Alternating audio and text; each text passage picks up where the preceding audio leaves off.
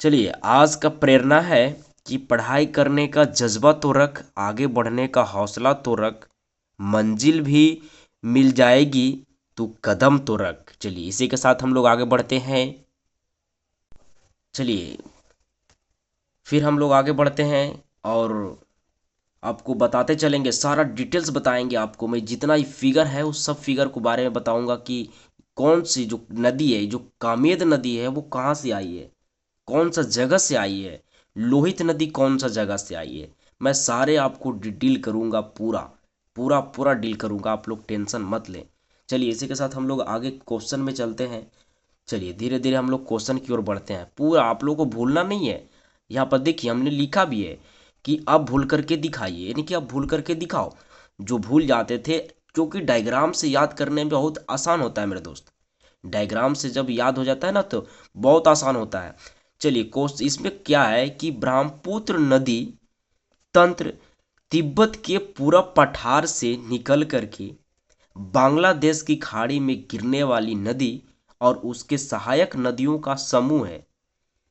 यदि नदी भारत में सॉरी यह नदी भारत और बांग्लादेश से होकर बहती है ना। इस नदी तंत्र का इस्तेमाल सिंचाई, परिवहन और जल विद्युत उत्पादन के लिए किया जाता है। ठीक है, देख रहे हैं, जल विद्युत उत्पादन के लिए किया जाता है। चलिए, नेक्स्ट में हम लोग आगे बढ़ रहे हैं। फिर क्या है कि ब्रह्मपुत्र नदी का उद्गम जो है ना, वो दक्षिण पश्चिम, देखिए इसका जो उद्गम है मेरे दोस्त, उद्गम वो दक्षिण पश्चिम तिब्बत के, है ना, चेमायुंग दुंग ग्लेशियर से हुआ है। इसको आप लोग याद रखिएगा, कौन सा ग्लेशियर से हुआ है, तो चेमायुंग दुंग ग्लेशियर, है ना। देखिए, चेमायुंग दुंग ग्लेशियर से हुआ है।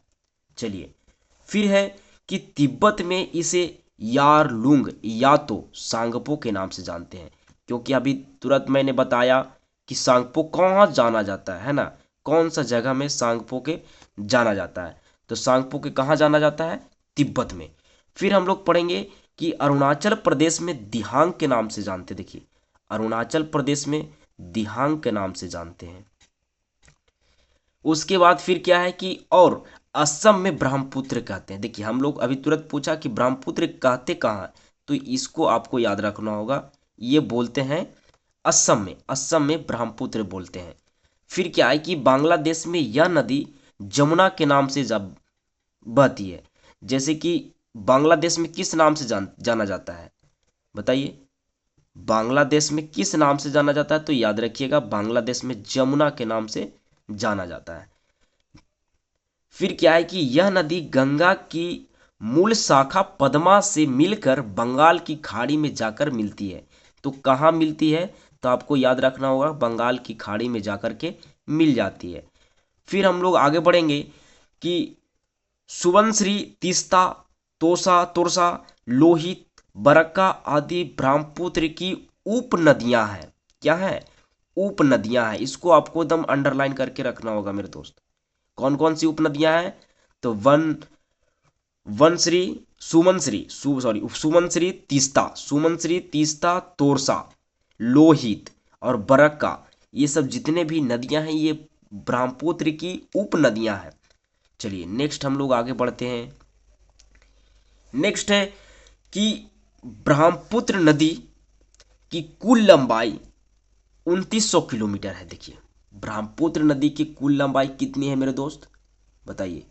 ब्रह्मपुत्र नदी की कुल लंबाई कितनी है, बताइए। तो बताइए, ब्रह्मपुत्र नदी की जो कुल लंबाई है मेरे दोस्त, ब्रह्मपुत्र नदी की जो कुल लंबाई है वो है 2900 किलोमीटर। ठीक है, कितना, 2900 किलोमीटर बताया जा रहा है। पर भारत में इसकी लंबाई केवल 916 किलोमीटर है। भारत में इसकी लंबाई कितनी है, भारत में इसकी लंबाई मात्र 916 किलोमीटर है।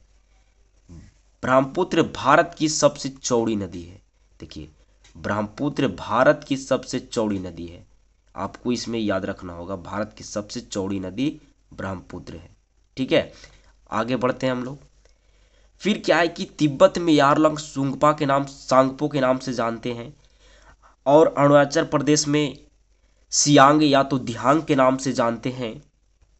असम में ब्रह्मपुत्र और बांग्लादेश में जमुना के नाम से जानते हैं, है ना। चलिए एकदम एकदम आपको एकदम याद रख लेना है, माइंड में बैठा लेना है कि तिब्बत में यारलुंगा सांगपो के नाम से जानते हैं, अरुणाचल प्रदेश में सियांग या दिहांग के नाम से जानते हैं, असम में इनको ब्रह्मपुत्र कहा जाता है और बांग्लादेश में जमुना के नाम से जानते हैं। चलिए आगे बढ़ते हैं हम लोग। देखिए ये डायग्राम है, आप देख सकते हैं ये डायग्राम आखिर है कैसे। यारलुंगा सांगपो जो है सो तिब्बत, देखिए यहाँ पर लिखा हुआ है, आप यहाँ समझ सकते हैं यारलुंगा सांगपो तिब्बत, है ना। यहाँ से निकल करके असम से होते हुए अरुणाचल प्रदेश से होते हुए, है ना, और असम से होते हुए जाकर के बांग्लादेश से होते हुए जाकर कहाँ मिलती है, बंगाल की खाड़ी में मिल जाती है।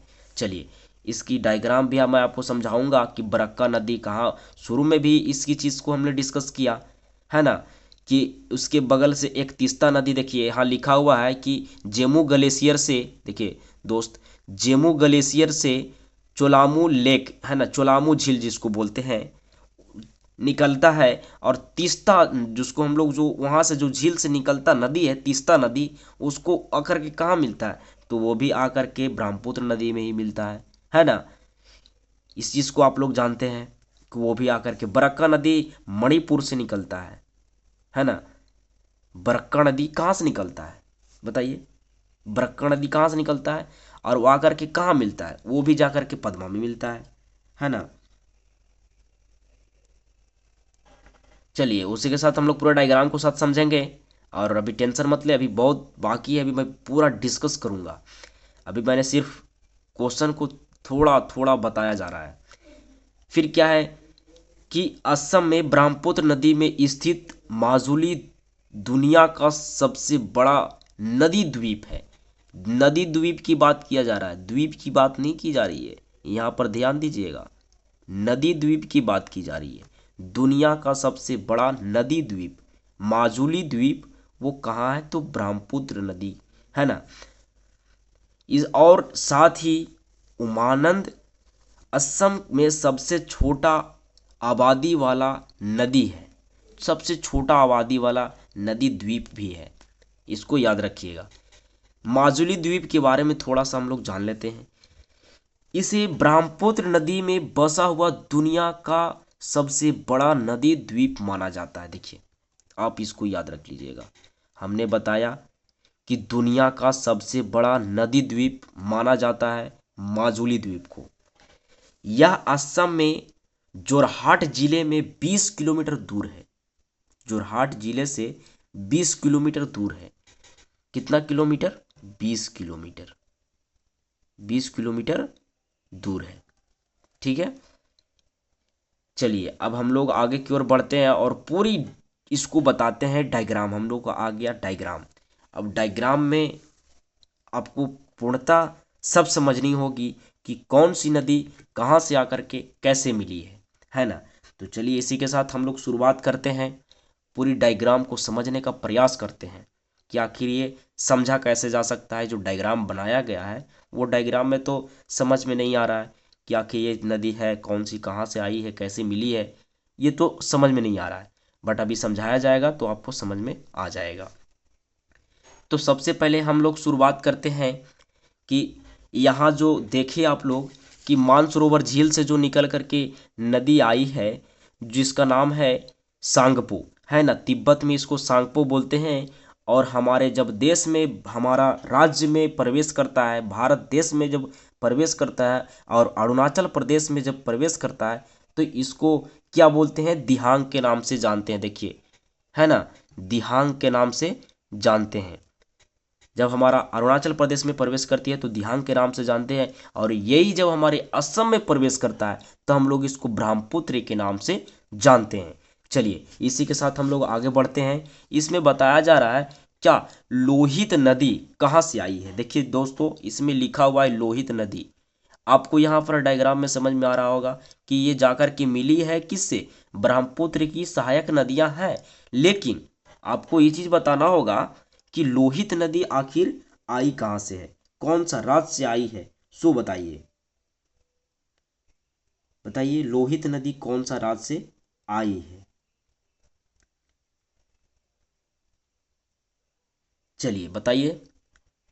देखिए आप लोग ध्यान से सुनिएगा कि लोहित नदी की पूरी हम आपको बता रहे हैं कहाँ से आई है। लोहित का मतलब होता है जानते हैं क्या? लोहित का मतलब होता है रक्त। समझ गए? लोहित का मतलब होता है रक्त। भारत की अरुणाचल प्रदेश और असम में बहने वाली एक नदी है। कौन सी नदी? जिसका नाम है मेरे दोस्त, जिसका नाम है लोहित नदी। ठीक है, जिसका नाम है लोहित नदी। यह ब्रह्मपुत्र नदी की एक सहायक नदी है। लोहित नदी पूर्वी तिब्बत में जयालछू पर्वत श्रेणी से निकलती है। कहाँ से निकलती है आपको ध्यान रखना होगा। कहाँ से निकलती है मेरे दोस्त? तो पर्वत श्रेणी, जयालछू पर्वत श्रेणी से निकलती है। देखिए जयालछू पर्वत श्रेणी से निकलती है और जाकर के ब्रह्मपुत्र नदी में विलय हो जाती है। चलिए इसी के साथ हम लोग आगे बढ़ेंगे, क्योंकि हम लोग लोहित नदी को जान लिए कहाँ से आई है। तो जयालछू पर्वत श्रेणी, ठीक है, वहां से निकलती है। नेक्स्ट है एक यहां से मणिपुर से जो निकल करके गई है मेरे दोस्त, बरक्का नदी। बरक्का नदी कहाँ से निकल करके? मणिपुर। मणिपुर से बरक्का नदी गई है और मेघना में जाकर के मिली है। चलिए अब इसकी पूरी हम बताते हैं कि मेघना का मुख्य धारा, मेघना का मुख्य धारा बरक्का नदी का उद्भव मणिपुर की पहाड़ी में होता है। इसकी मुख्य सहायक नदियां, इसकी जो मुख्य सहायक नदियां हैं उन नदियों का नाम सुन लीजिए। बरक्का नदी के जो जो सहायक नदी है उस नदी का आप लोग को हम नाम बता रहे हैं। नाम सुन लीजिए। नाम क्या है? मक्कू, त्रांग, तुरुवई, जिरी, सेनाई, रुकनी और काटाखल, धनेश्वरी, लंगाचिनी, मदुआ और जटिंगा। ये सब नदी है किसकी? बरक्का नदी की सहायक नदियां हैं। किसकी? बरक्का नदी की सहायक नदियां हैं मेरे दोस्त। ये बरक्का नदी की सहायक नदियां जितना हमने नाम बताया। चलिए इसी के साथ हम लोग फिर आगे बढ़ेंगे। अगला जो है इसे दिबांग, नाम सुन लिएगा दिबांग। देखिए तो इसमें लिखा है दिबांग, है ना? ये भाई दिबांग जो है, बताइए ये दिबांग जो है वो कहाँ है और कहाँ से आ करके मिला है? तो इसका कोई उद्गम स्थल नहीं दिखाया जा रहा है, लेकिन ये दिबांग नदी जो है बनाया गया है।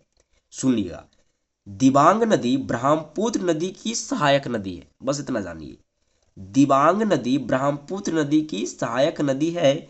यह अरुणाचल प्रदेश के दिबांग घाटी जिले में मिसमी पहाड़ियों से निकलती है। कहाँ से निकलती है? मिसमी पहाड़ियों से निकलती है। इसे इड्डू में तालों के नाम से जाना जाता है। इड्डू में तालों के नाम से जाना जाता है। चलिए इसी के साथ हम लोग फिर आगे बढ़ेंगे। जान गए दिबांग नदी। अब उसके बाद हम लोग आगे बढ़ेंगे और अगला जो हमारा है वो है कि इसमें क्वेश्चन है मेरे दोस्त कि सुबनश्री, देखिए लिखल है सुमनश्री, है ना? सुबनश्री नदी। देखिए तो ये लिखल है सुबनश्री नदी। ये सुबनश्री नदी को आप लोग बताइए थोड़ा, इसके बारे में आपको अगर पता है तो सुबनश्री नदी के बारे में थोड़ा सा बता दीजिए। चलिए सुबनश्री नदी को हम लोग बता रहे हैं, डिस्कस करें थोड़ा सा, इसको आप लोग सुन लीजिएगा। वैसा कुछ है नहीं कि में तिब्बत में हिमालय में आरंभ होती है और पूर्व व दक्षिण पूर्व दिशा में बहती हुई भारत में प्रवेश करती है, जहां यह असम के लिखमपुर, है ना, लखीमपुर जिले में ब्रह्मपुत्र के संगम करती है। ये आकर के जानती है ब्रह्मपुत्र में संगम हो जाती है। ये भी मतलब कि उधर से ही आता है, तिब्बत से ही निकल करके, है ना, और वहां आकर के हम लोग ब्रह्मपुत्र नदी में विलय हो जाता है। चलिए उसी के साथ हम लोग फिर आगे बढ़ेंगे। अगला जो है इसमें लिखल है, देखिए नीचे थोड़ा सा कॉर्नर में देखिएगा, छोटा सा वर्ड में लिखल है धनश्री। देखिए लिखल है, छोटा सा कॉर्नर में लिखल है धनश्री। थोड़ा सा धनश्री के बारे में जान लीजिए कि धनश्री नदी जो है भारत के असम और नागालैंड राज्यों में बहने वाली 352 किलोमीटर यानी लगभग 219 मील लंबी एक नदी है। यह असम के गोलाघाट जिले और नागालैंड के दीमापुर जिले में मुख्य नदी है। दीमापुर जिले की मुख्य नदी है। यह नागालैंड और लाइमसांग पर्वत से उत्पन्न होती है और उत्तर दिशा में बहकर ब्रह्मपुत्र नदी में विलय हो जाती है। ये देखिए जाकर के कहाँ मिली है, ब्रह्मपुत्र नदी में जाकर के विलय हो गई। देखिए ठीक है, चलिए अब उसके साथ हम लोग आगे बढ़ेंगे। अगला है कोपिली नदी। देखिए यहाँ पर इसके जस्ट बगल में है कोपिली नदी। ये कहाँ है भाई, ये कौन सी जगह से आई है और ब्रह्मपुत्र में विलय हो गई है? कोपिली नदी, ध्यान से सुनिएगा कि भारत के असम में और मेघालय राज्यों में बहने वाली एक नदी है। कौन? कोपिली।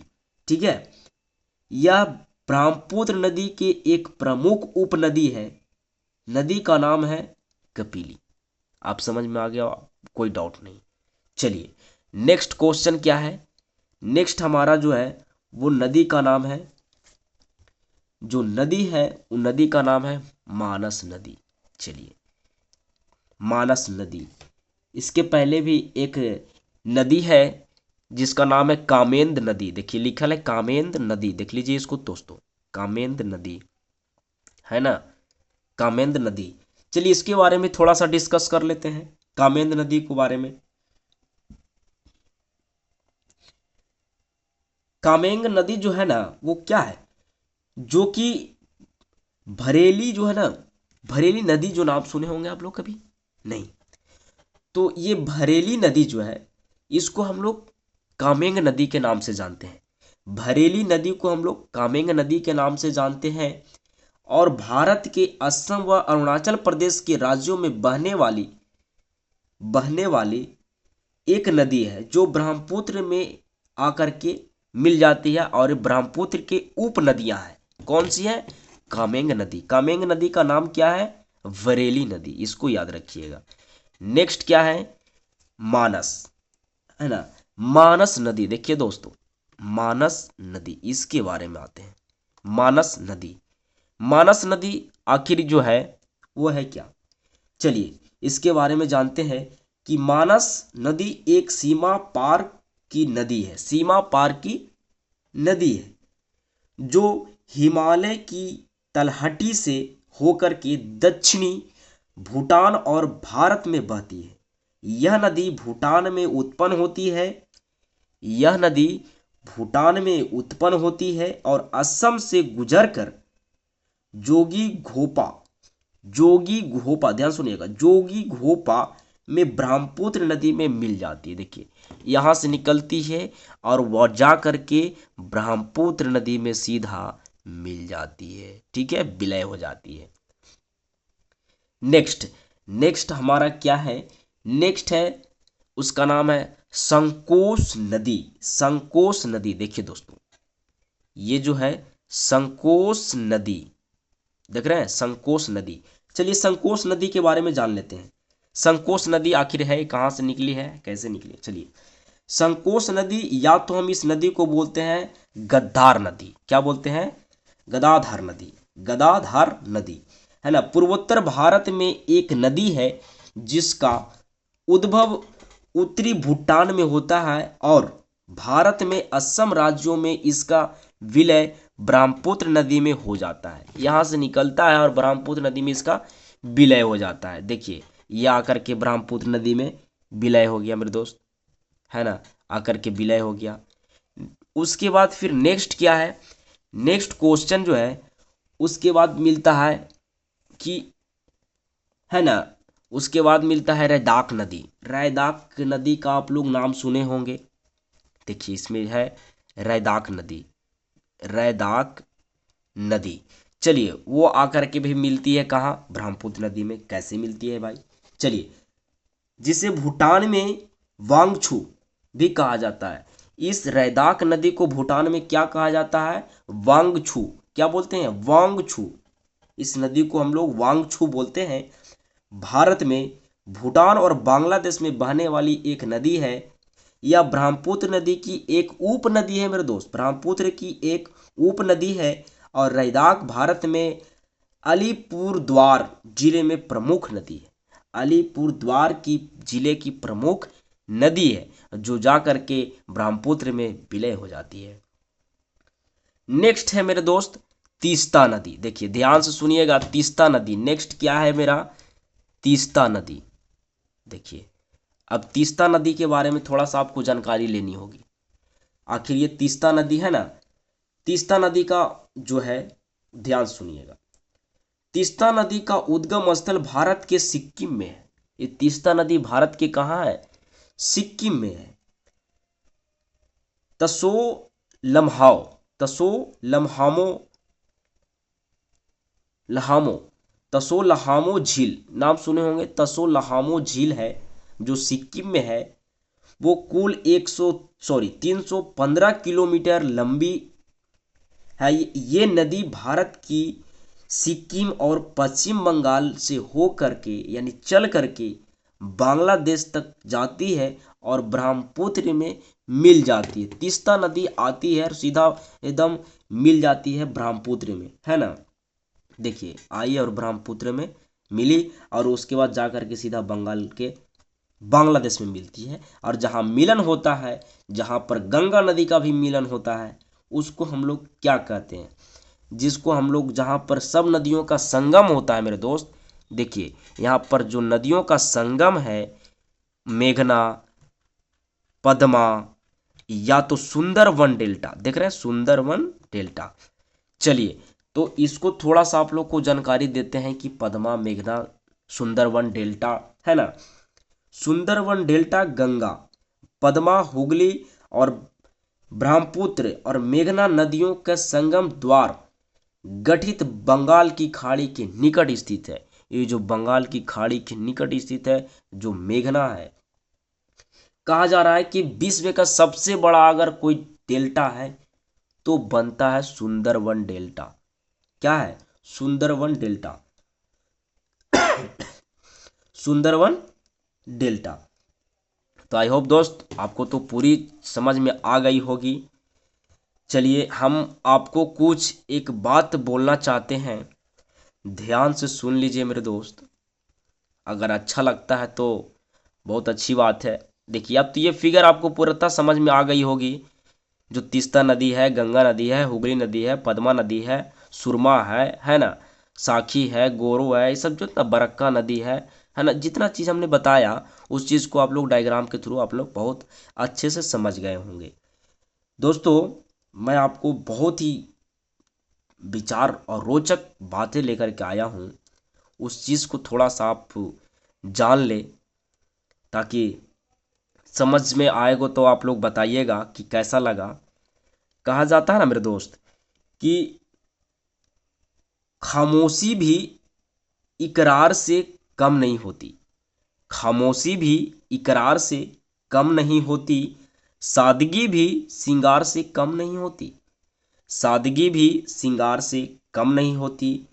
ये तो अपना अपना नजरिया है, ये तो अपना अपना नजरिया है मेरे दोस्त, वरना दोस्ती भी प्यार से कम नहीं होती। अगर अच्छा लगा होगा तो ज़रूर आप लोग बोलिएगा, कमेंट करिएगा। चलिए हम लोग आगे समझते चल गए, है ना। इसकी पूरी हम लोग डिटेल समझ लिए कि कौन सी नदी है, कहाँ से आई है और कहाँ जाकर के मिली है। अब भूल करके दिखाओ, जब मैंने बताया उसको अगर कोई भूल करके दिखाओ। हमने प्रीवियस ईयर क्वेश्चन भी इसका करेगा अभी तुरंत, प्रीवियस ईयर भी क्वेश्चन मैंने इसका देगा अभी तुरंत, मैंने क्वेश्चन आंसर दोनों देगा। चलिए नेक्स्ट आगे बढ़ते हैं हम लोग। देखिए प्रीवियस ईयर क्वेश्चन है, प्रीवियस ईयर क्वेश्चन हम लेकर के आए, फिर अभी बताया हम लोग प्रीवियस ईयर क्वेश्चन लेकर के आ रहे हैं। प्रीवियस ईयर क्वेश्चन देखिए क्या है, कह रहा है कि ब्रह्मपुत्र नदी तंत्र से पूरी क्वेश्चन हम लेकर के आए हैं। जो मेन मेन टॉपिक का जो मेन मेन क्वेश्चन है उसको मैंने लेकर के आया। इसमें बताया जा रहा है कि सिंधु नदी का उद्गम स्थल कौन सा है, बताइए। सिंधु नदी का उद्गम स्थल मेरे दोस्त, सिंधु नदी का उद्गम स्थल बताइए तो। सिंधु नदी का उद्गम स्थल बताइए। सिंधु नदी का उद्गम स्थल मानसरोवर झील। अभी देखिए देख करके, मानसरोवर झील बहुत खूबसूरत वाली बात है। मानसरोवर झील तो याद तो आ ही जाएगा, है ना। मानसरोवर झील, देखिए मानसरोवर झील। नेक्स्ट क्वेश्चन है कि तिब्बत में मानसरोवर झील से कौन सी नदी निकलती है। तो तिब्बत में मानसरोवर झील से 3 नदी निकलती है। एक नदी का नाम है सिंधु, और एक नदी का नाम है सतलुज, और एक नदी का नाम है ब्रह्मपुत्र। ठीक है, ये 3 नदी निकलती है। फिर क्वेश्चन क्या है कि सिंधु नदी की सबसे बड़ी सहायक नदी कौन सी है। सबसे बड़ी सहायक नदी की बात कर रहा है, तो चिनाब। चिनाब जो है सो सिंधु की सबसे बड़ी सहायक नदी है। चलिए नेक्स्ट क्वेश्चन है, नेक्स्ट क्वेश्चन है कि मानस नदी किस नदी की सहायक नदी है। मानस नदी किस नदी की सहायक नदी है। तो याद रखिएगा ब्रह्मपुत्र नदी की सहायक नदी है। किसकी है, ब्रह्मपुत्र नदी की सहायक नदी है। नेक्स्ट क्वेश्चन क्या है कि भारत में सांगपो नदी को किस नाम से जाना जाता है। तो ब्रह्मपुत्र के नाम से जाना जाता है। नेक्स्ट क्वेश्चन है, आगे बढ़ते हैं। नेक्स्ट क्वेश्चन क्या है कि रावी नदी का उद्गम स्थल कौन सा है। रोहतांग दर्रा, याद रखिएगा रोहतांग दर्रा। अरुणाचल प्रदेश में प्रवेश करने के बाद ब्रह्मपुत्र नदी को किस नाम से जाना जाता है। तो ब्रह्मपुत्र नदी को दियांग के नाम से जाना जाता है अरुणाचल प्रदेश में। ठीक है, अरुणाचल प्रदेश में। हिमाचल प्रदेश में चंद्रभागा नदी यानी चंद्रभागा किस नदी को कहा जाता है। इसको याद रखिएगा, क्वेश्चन बड़ी शॉर्ट है कि चंद्रभागा किस नदी को कहा जाता है। तो चिनाब नदी को चंद्रभागा बोलते हैं। नेक्स्ट क्वेश्चन क्या है कि दुनिया का सबसे बड़ा नदी द्वीप माजुली किस नदी पर है। तो याद रखिएगा ब्रह्मपुत्र। माजुली द्वीप कहाँ है, नदी का नदी द्वीप है ना, सबसे बड़ा नदी द्वीप याद रखिएगा। सबसे बड़ा नदी द्वीप माजुली द्वीप कौन सा नदी पर है, तो ब्रह्मपुत्र में। बोला जा रहा है कि लाहौर किस नदी के तट पर है। लाहौर किस नदी के तट पर है। तो याद रखिएगा रावी नदी के तट पर है। कौन सी नदी, रावी नदी के तट पर है। चलिए दोस्तों, इसी के साथ मिलते हैं फिर नेक्स्ट वीडियो में। तब तक के लिए बाय।